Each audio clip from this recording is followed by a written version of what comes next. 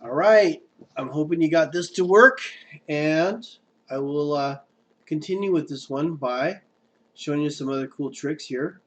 The reason why I didn't want to work on the planes is it enabled me to come in here and type in a value for your plane, and you can watch it grow. I can even go in the negative direction, watch it grow backwards.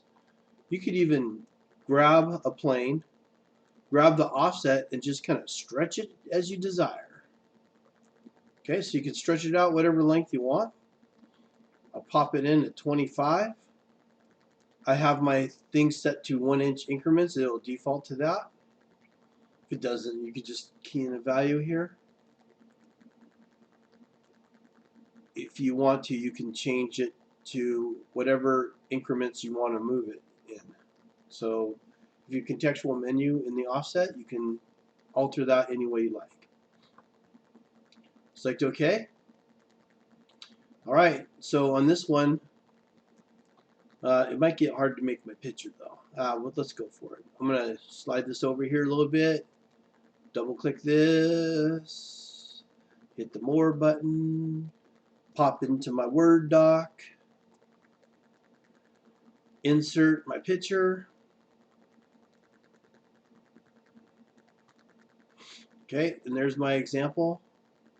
Okay, and you guys should be typing in whatever verbiage you need to help remind you, or I would be doing like underlining these vertices here. Go to insert. Oh God, now I'm trying to find it. Shape. And you could just maybe even draw a line. Draw a line under this like so. Make that red, thick. Okay, and there's your reminder, hey, it's vertices was my trick. I know when you watch me do it in class, you're like, oh, that's so easy, I'll never forget. But believe me, a couple quarters go by and you forget how to do everything, so it's nice to have these notes that you're making.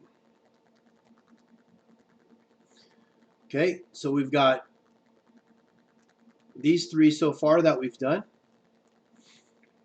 Let's do another one for number 4.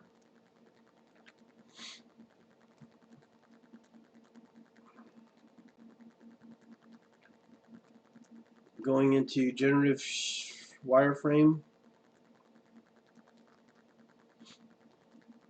I'm going to go ahead and rename this while I'm thinking about it.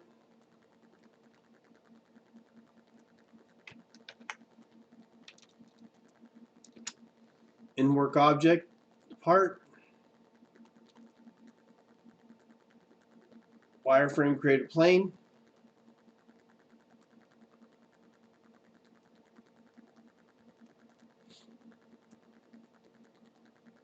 Zero offset.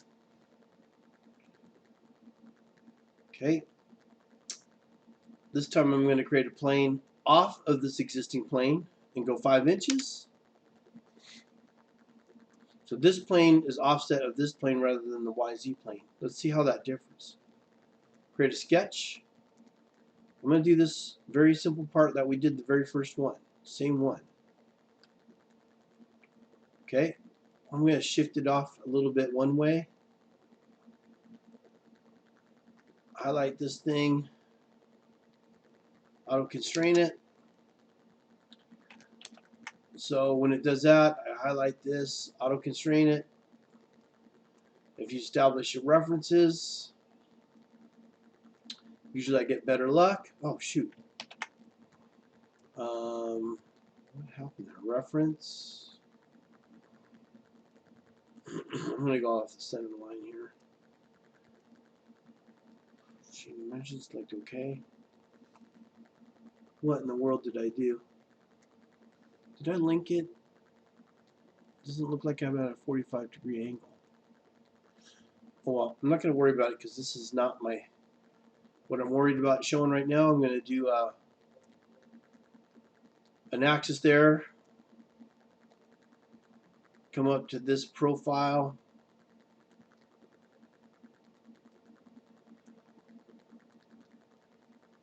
And we're going to do the same thing we did in the first exercise. But it's not even this time. I'm not even going to bother constraining this. I'm more worried about showing you multi-section. Under surface, select this one and this one. Sorry. Multi-section, that surface, guard section, and the second section, select OK.